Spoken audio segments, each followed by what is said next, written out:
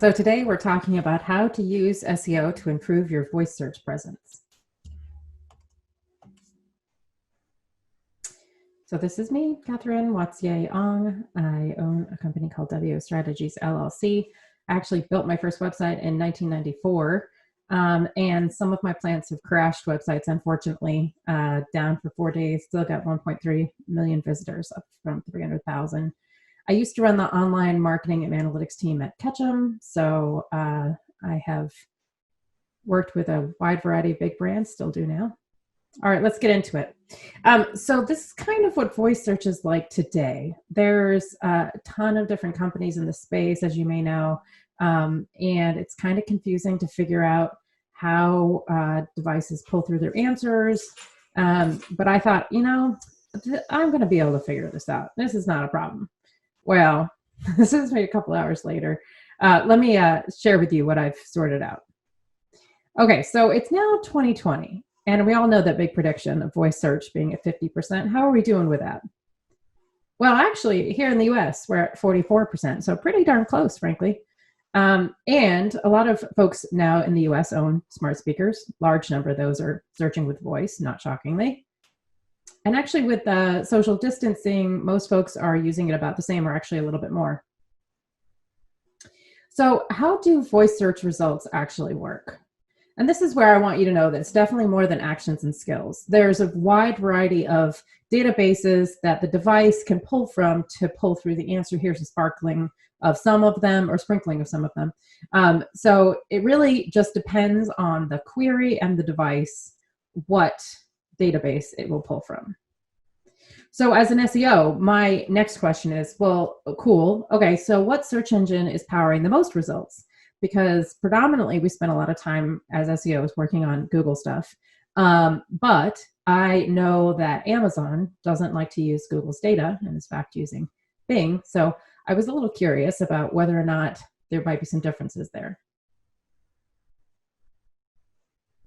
So this is the breakup of speakers versus phones. And this is actually going to be more Bing than Google. This is smart displays, also tends to shake out a bit more of information pulling from the Bing search engine. This is cars. So this is a mixed bag, actually. So 30% are Bing, 30% are Google. Some of the cars have their own platforms. So a little bit evenly divided between the two big search engines. But ultimately, I don't know if you had noticed, but Bing rolls out to be about 55% of the market at the moment. So if you don't have a plan for optimizing for Bing, I'd recommend that you think about it. All right, so let's talk about whether or not you can rank. And that actually really depends on the type of question. So based on current research, it actually looks like most of the time when you're looking for brand information, a lot of times it gets pulled from the brand website, but most of the time it gets actually pulled from Wikipedia. If it's a fact-based question, oftentimes that's the knowledge graph. Each of these three companies, Amazon, Bing, and Google, all actually have their own knowledge graph. But it will pull from the knowledge graph, and you may or may not be able to influence that. If it's news related, it's going to be pulling from the search engine's news algorithm. And frankly, in order to get into that algorithm, you just need to be a news source, especially in the Google world. Products. Either you're ranking page 1 in the search engine, or you're in Google's product feed, or you're an Amazon choice product. Now, what if you actually want to make the case for voice search? I'm going to walk through the process of how you can do the research to make that case. So the first thing I want you to think about is whether or not there's unanswered questions that you can fill. Because when you start playing around with these devices, you actually begin to realize that a lot of them can't answer a wide variety of questions. In fact, this is a research report from Rabbit & Pork, a company out of the UK. And they actually asked the devices wide range of questions and then sort of mapped the data based on industry. So if you notice at the top, transport was mostly unanswered, tons of opportunity to fill. But if it was a restaurant related query, that's actually mostly handled and answered. You could also make the case based on whether or not you're currently getting voice search queries. Now, there's no report that you can use that definitively says that you're getting voice search queries. But if you look inside Google or Bing Webmaster Tools, it will show you the queries for which your website has appeared, if there's enough query volume in general. Now, this is from an actual client of mine. That's a pretty long query. And you could say, well, maybe this is an autocomplete. But if you go to Google and try to actually make Google come up with this autocomplete, I couldn't. So high likelihood that this is a voice-based query. You could also make the case, depending on whether or not your audience over-indexes in using voice. So here's a study by Path Interactive where they actually did do a big survey, different demographics, and indicated their level of voice use. And what's interesting is that the 65 or older actually over-index in using voice versus other demographics. So maybe this would be helpful. If you're local at all, this is definitively the case for voice, for sure. So 70% of us look for information, local information weekly using voice. So if you're urgent care, restaurant, pizza, anything where you'd actually, look for something here locally, then definitely you have a high reason to be optimizing for voice. So let's walk through whether or not you actually have a shot in Google. So we'll walk through Google, Bing, and Amazon. A lot of the stuff from Google is going to flow into things from Bing, but there's a few things Bing does differently. And then I'll walk through the things you would need to check to see if you have a chance to rank in Amazon. So Google, are you ranking in the featured snippet? Because a third of the time-ish, the voice result is pulled from a featured snippet. So this is what a featured snippet looks like on screen, but then it will also be read back to you. You can check whether or not you're ranking for a featured snippet in your search tools. And if I'm not going to go through today because we don't have enough time, how to actually write for featured snippet, but I've got some resources here for you. All right, so could you rank? So you've already done the work to figure out if you're currently ranking using your SEO tools. Now you're going to make the case for, well, we probably could rank if we worked on it. Okay, so the one caveat I want to make sure that you're paying attention to is currently in Google search, for anything that's a YMYL site, your money or your life site, which is anything that impacts the health, happiness, safety, and well-being of the Google users, which is actually really broad. It could be, it's definitely medical, it's definitely legal, it's definitely financial, but it could also potentially be a hobby site that could impact your users' happiness. So wide variety there. But I do a lot of work in the healthcare space, particularly for those folks. You have to have a high level of expertise, authority, and trust. And frankly, it looks like Google has figured out what those sites are, because when I look at a wide variety of queries across a wide variety of health issues, I frankly see the same 10 or 12 sites ranking on the first page of Google. It doesn't look like there's much of an opportunity to break through at all. So you might want to check that before you sort of convince your boss that you could potentially rank for the voice query if it's a Google pulled through query. The second thing you want to check is whether or not your current content is matching the intent. This quote from VP of Marketing at Google, basically saying, in this current world, intent beats identity and immediacy trumps brand loyalty. So it's all about whether or not you are the perfect answer to somebody's burning question that's represented by their search query, and it's all about whether or not you load quickly. You also need to make sure that your content matches the format. There's like 24-ish types of featured snippets out there. There's a ton of different formats.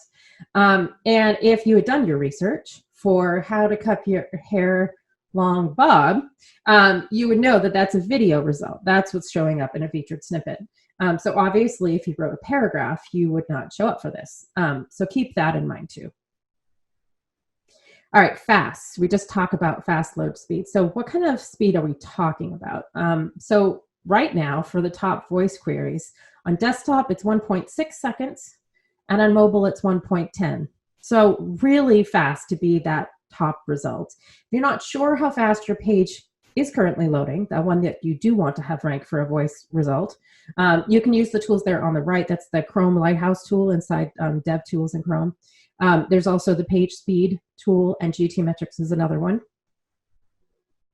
And in fact, I have a bunch more. So I have a checklist for you because we're not going to go through today, particularly how to improve your page load speed, but really important for conversions and users and voice, it turns out. All right, is your brand in the knowledge graph? So each of these companies are building basically a computer version of the human brain by connecting entities together. They rely on a variety of sources to create this knowledge graph. They've been working on it for years.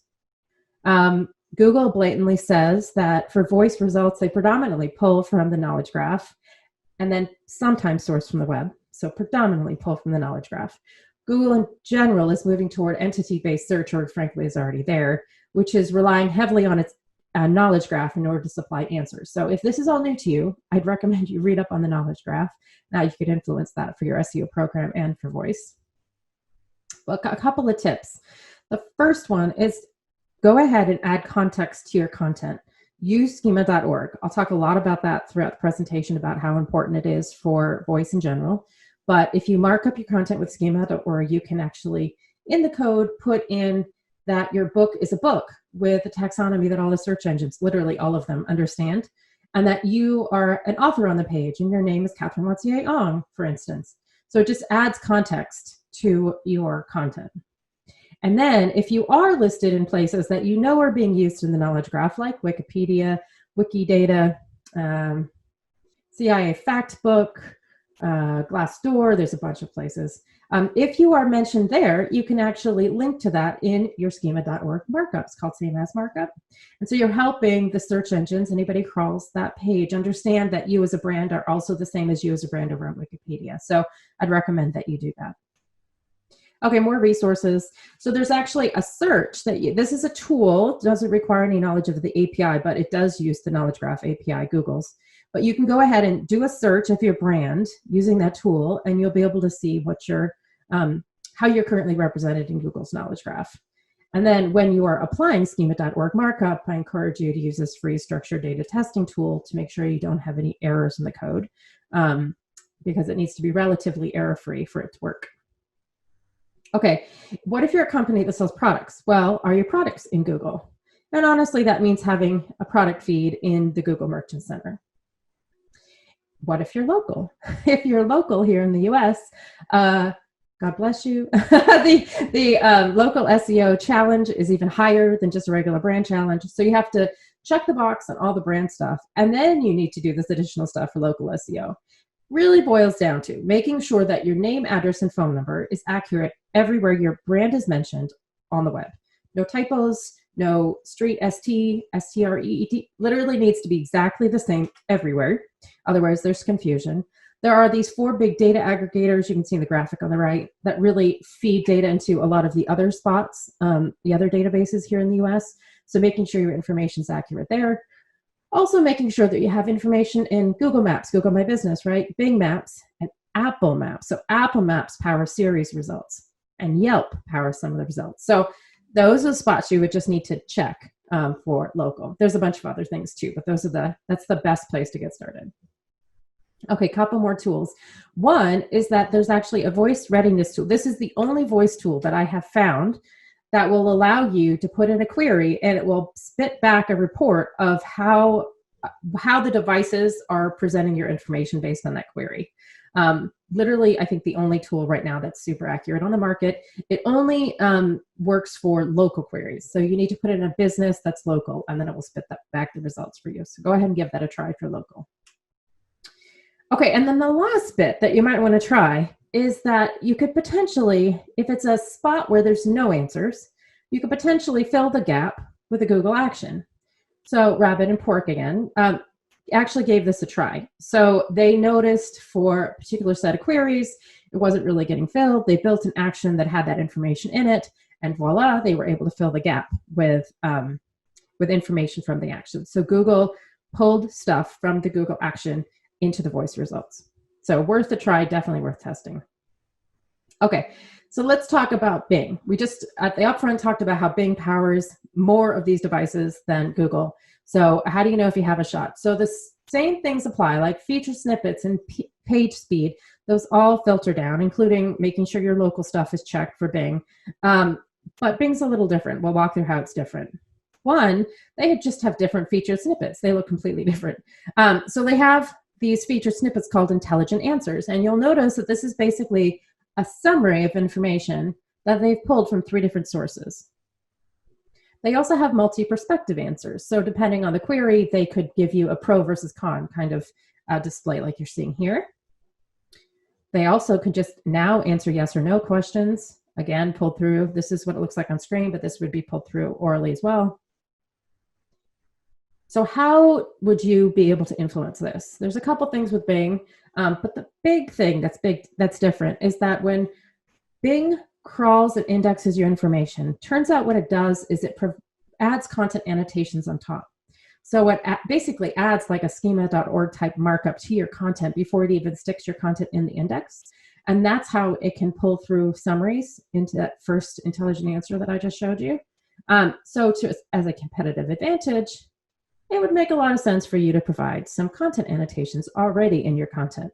So the first thing I'd recommend you do is write for Fraggles. Yes, like Fraggle Rock. It's a SEO term. It was actually coined by Cindy Crum.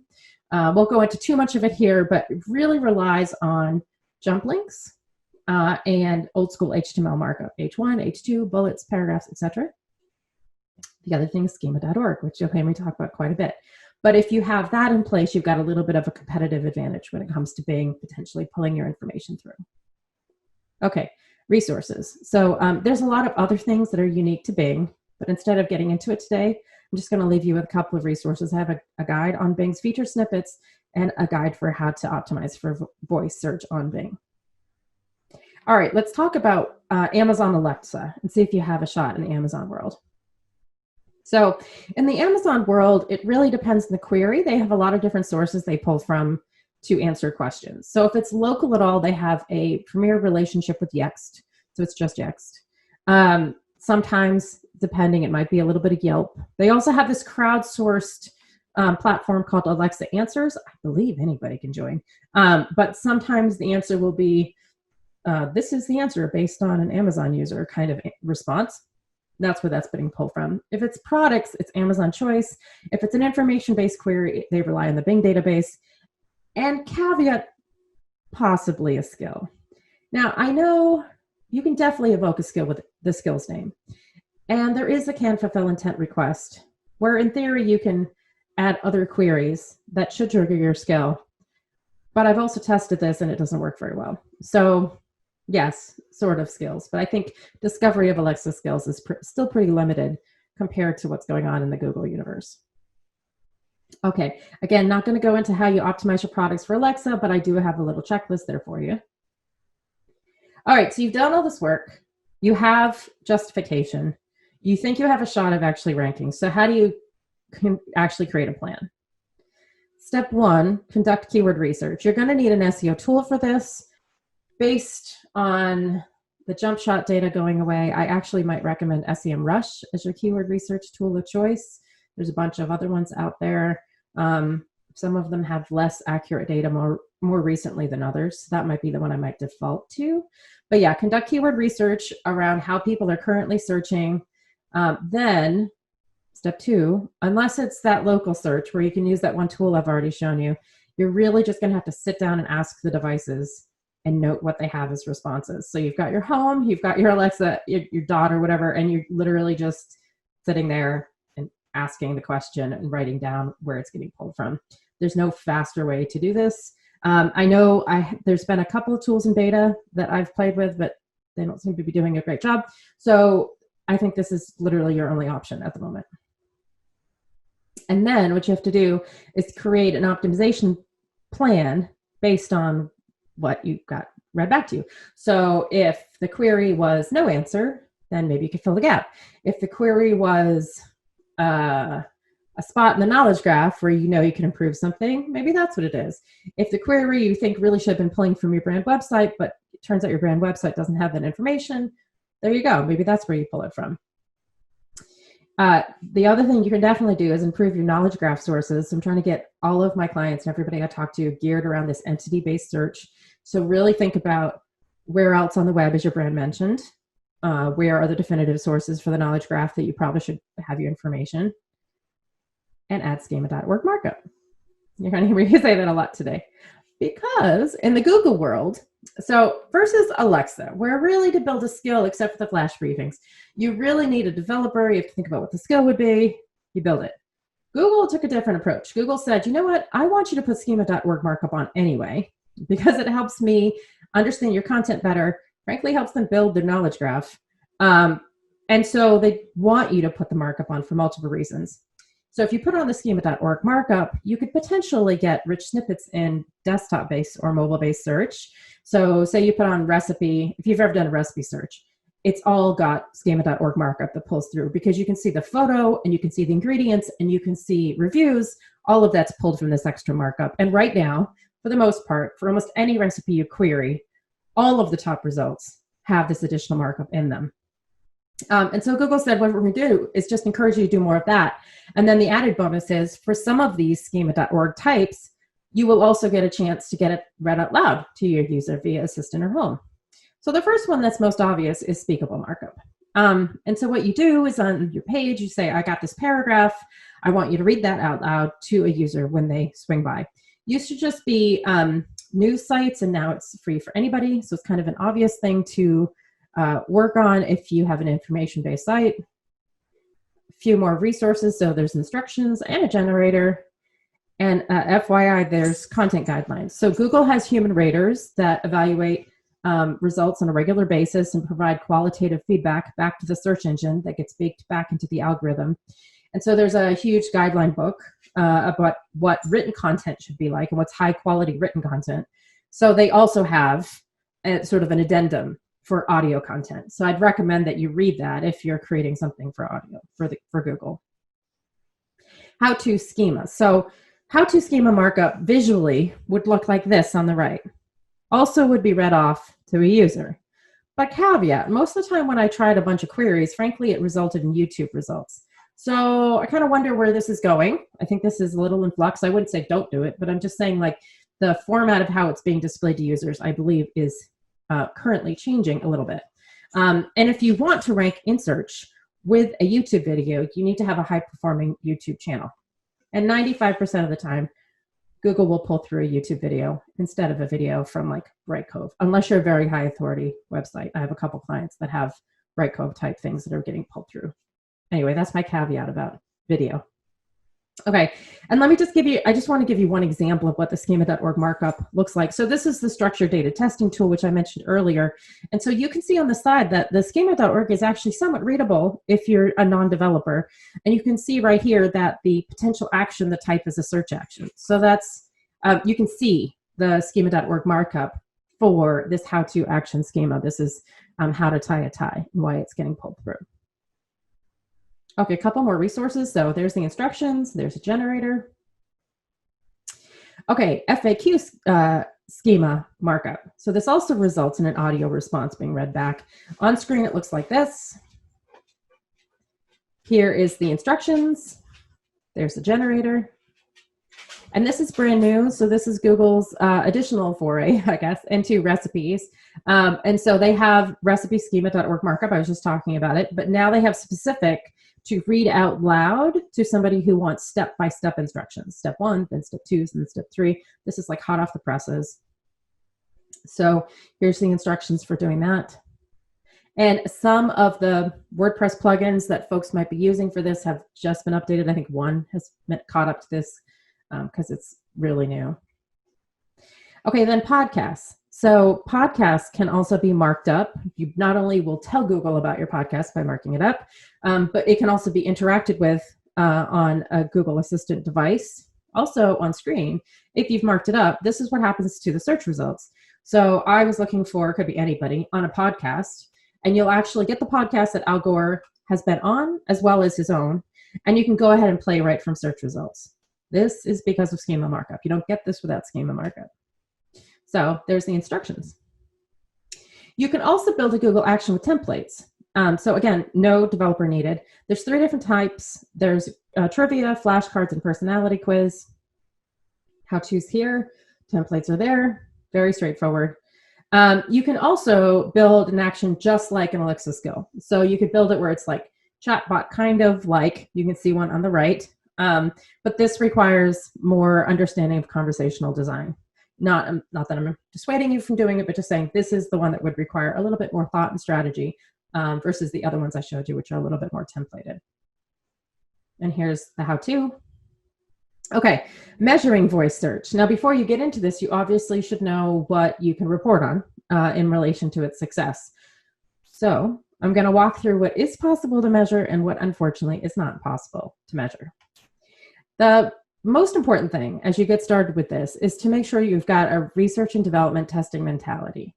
And that's what you're selling it through as well as a brand impressions play. You'll find out a bit why I'm sort of pivoting you there as we get through what you can and can't measure. So let's talk about what you can measure. So you can measure featured snippet rankings. And a third-ish of the time, your featured snippet ranking is the same as the voice result. So you can measure that. You need a tool for this. You just saw Ahrefs. So you need a tool like Ahrefs, SEMrush, GetStat. A lot of them do it now. Just a caveat, though, the rankings for featured snippets are very volatile. And if you do get a tool that will help you measure that, you can also measure what you see on screen, which other people also ask. Oftentimes, people also ask are also used as a featured snippet. You can definitely measure whether or not your action has been discovered. Whenever you put that markup in play and you've actually got a Google action, you then have a Google action dashboard right here where you're seeing, and you can see when it got triggered based on the clear intent of the action. Also, Google tries to surface it when it thinks the content within your action is useful for the query, even though you didn't explicitly mention that query in your action. So you'll get that data as well. So there's a little bit additional discovery possible with a Google action. And here's Alexa. So this is my flash briefing. So for Alexa, for the most part, you only get data around whether or not somebody explicitly mentioned your skill and invoked it. But then you also get on both of these tons of data around interaction, or if it does something where you can purchase something, you get all that data too. But on the discovery side, I think you get a little bit more discovery data with Google than you do with Alexa. The final thing I'd recommend is to conduct a search focus group, both before and after, because what I haven't mentioned is all of this is personalized to the user, literally everything. Mobile search, desktop search, all these voice devices, perpetually personalized to the user. So even if you had an outside tool, that would be the unpersonalized version of it. So if you truly want to know, if you're in front of your target audience, you just need to ask your target audience or test to see if they're seeing your stuff. So I'm not going to play this video today, but this is actually a focus group that I did with user testing. This is a mobile-based one where we had a scenario. We asked the user to talk out loud about the query they would use. Go ahead, put the query into Google, talk through the search results, pick one, talk about why they picked it and what they can do on screen, basically. So I would suggest the same approach, but with voice. So instead of the typing part, you do the entire same thing. You give them a scenario, you ask them to talk out loud about the query they would ask. They actually ask the query of the device. You get to see and hear what got read back to the user based on that result, right? So I highly recommend, if you have the ability to do this kind of testing, to do this kind of testing with video and the audio getting recorded. All right, let's talk through the things you cannot measure. Unfortunately, you can't measure voice rankings. There's not a tool out there that has any kind of voice ranking in it. Google Search Console does not provide you, Bing does not provide you data around voice ranking. They're not planning on it either. As far as we can tell, we've asked multiple times and they're just not planning on providing it. You also can't measure visits to your website from a voice search result. You can't see if you were ranking, and this is Google Search Console. You won't find the data there. You won't find it inside Google Analytics. Most of the time, even sort of worse, is most of the time the voice result, when it ends up as a visit to your website, will be direct, not organic, dark organic traffic. So you just don't even know it's organic. It comes through as direct. Okay, and then a couple other caveats around measurement. The first one is you should know that most of the time, or at least half the time, the search results from mobile do not match desktop. And most SEOs spend a lot of time on tool sets that are desktop predominant. And there might be a mobile report that you could run. But my experience is with a lot of the mobile reports, they're not accurate enough. So Ahrefs gives you sort of like a table view. But when you actually go and see what the mobile search result looks like, it's just so radically different because those mobile results are loaded with tons of stuff. They've got a featured snippet, they've got filtering, they've got right to left navigation where you can pick videos or images, etc. And that's not captured in the table report on Ahrefs. And SEMrush does a screenshot of mobile, or it used to, and I couldn't even find it more recently. It doesn't matter, it was so dated, it was like a month ago, so it's not useful. So a lot of the voice stuff is being done on a mobile phone. That's what I'm trying to tell you.